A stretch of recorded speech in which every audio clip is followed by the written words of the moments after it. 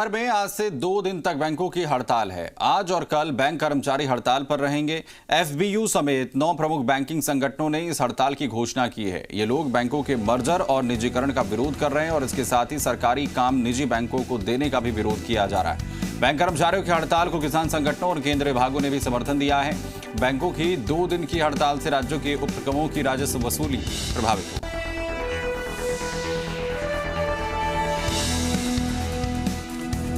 तो आज से 2 दिन तक बैंकों की हड़ताल रहने वाली है। यूएफबीयू समेत 9 बैंकिंग संगठनों की तरफ से हड़ताल की जा रही है। कई मसलों को लेकर हड़ताल है। खासतौर पर मर्जर और निजीकरण का विरोध यहां पर किया जा रहा है। सरकारी काम का निजी बैंकों को देने का विरोध भी यहां पर किया जा रहा है। राज्यों के उपक्रमों और राज्य वसूली इससे प्रभावित होती हुई दिखेगी। हमारी मांगे बेचना जिंदाबाद जिंदाबाद जिंदाबाद। वहीं हड़ताल का कितना असर नजर आ रहा है, इसके लिए सीधा रुख करेंगे जी मीडिया संवाददाता हमारे साथ जुड़ रहे हैं। कोटा से हिमांशु हमारे साथ है, जयपुर से दामोदर हमारे साथ इस वक्त जुड़ रहे हैं। सबसे पहले दामोदर, आपके पास आ रहा हूं, कितना असर नजर आ रहा है बैंकिंग हड़ताल का?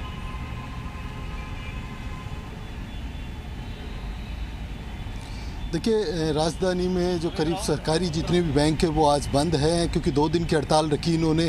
15 और 16 यानी 2 छुट्टियां पहले से मिल चुकी है, यानी 4 दिन बैंक बंद हैं। ऐसे में एटीएम में पैसे भी धीरे धीरे ख़त्म होने लगे। कुछ एटीएम्स में पैसे नहीं है और जो उपभोक्ता है उनको भी खासी समस्या का सामना करना पड़ेगा। साथ ही जो कर्मचारियों की मांग है वो है निजीकरण और जो मर्ज बैंकों का मर्ज करना, साथ ही जो सरकारी बैंकों में प्राइवेट का दखल अंदाजी।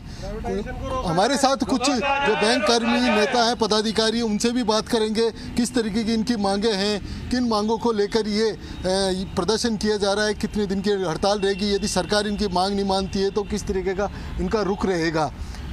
आप बताएं किस तरीके की आपकी मांग है। आज जो हड़ताल पे गए, कितने दिन की हड़ताल पे हैं? जी, ये 2 दिन की हड़ताल है और हमारी जो मुख्य मांग है वो ये है कि जो गवर्नमेंट ने रुख अपनाया है प्राइवेट करने का गवर्नमेंट बैंकों को, वो चीज़ रोकी जाए। और जो गवर्नमेंट बैंक है वो इस देश के लिए अभी भी ज़रूरी है। अभी भी आप अगर देखेंगे तो इस टाइम पे भी मोस्टली लोग गांव में रहते हैं जहां पर डेवलपमेंट नहीं है।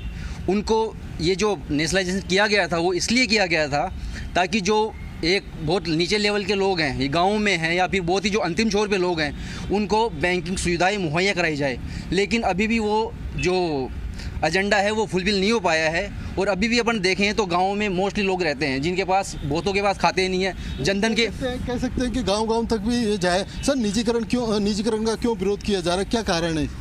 सर, एक्चुअल में निजीकरण का इसलिए विरोध किया जा रहा है तो उसमें हम अगर सारी चीज़ें देखेंगे तो इंदिरा गांधी ने जब इसका निजीकरण राष्ट्रीयकरण किया था निजीकरण के साथ में, तो ये सेठ साहूकारों से दूर करके किया गया था ताकि आम छोटे तबके को इसका फ़ायदा मिल सके।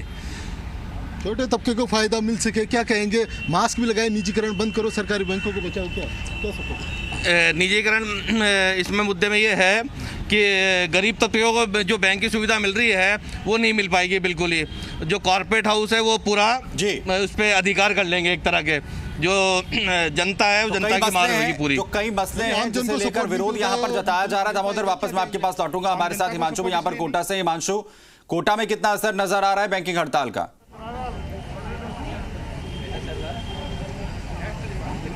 सुमित, देखिए, आज और कल यानी 2 दिन का ये हड़ताल है और कह सकते हैं कि पूरा जो बैंकिंग सेक्टर है वो इस वक्त विरोध पर है। फिलहाल तस्वीरें आप कोटा से देखेंगे, कोटा की एरोड्राम सर्किल से ये तस्वीरें हैं जहां पर United forums of banks unions की तरफ से 2 दिन की जो हड़ताल है उसका ऐलान किया गया है। मोटे तौर पर निजीकरण के विरोध में ये 2 दिन की हड़ताल है जो आज और कल की है। सिर्फ कोटा ज़िले की बात की जाए तो एक आकलन के मुताबिक 800 करोड़ का जो कारोबार है वो प्रभावित होने वाला है। पूरे कोटा संभाग यानी हाड़ौती भर की बात की जाए तो 1200 करोड़ का जो कामकाज है वो प्रभावित रहने वाला है। सभी जो केंद्रीकृत जो बैंक हैं वो बंद रहने वाले हैं आज और कल बंद, जिसमें कहा जा सकता है कि बैंकिंग सेक्टर पूरी तरह से बंद, बैंक से जुड़ा हुआ पूरा कामकाज ठप रहेगा। आप बताइए, मोटे तौर पर लंबे समय से निजीकरण को लेकर के आपकी लड़ाई चल रही है लेकिन हल नहीं निकल पा रहा है, आज और कल फिर हड़ताल।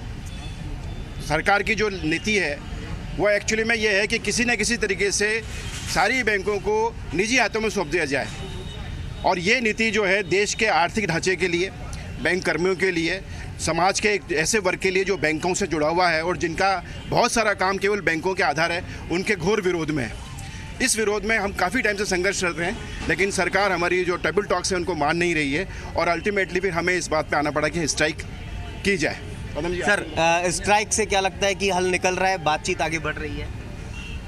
देखिए, यूनियन का काम अगर कोई गलत नीति है और कोई गलत कदम उठाया तो उसका विरोध करना। अगर हम में ताकत होगी, बैंक कर्मचारी में ताकत होगी, देश की जनता को जो नुकसान होगा तो जनता इसके साथ जुड़ेगी, तो निश्चित रूप से सरकार को एक कदम पीछे हटाना पड़ेगा। निजीकरण के साथ में और मोटिव क्या क्या मांगे?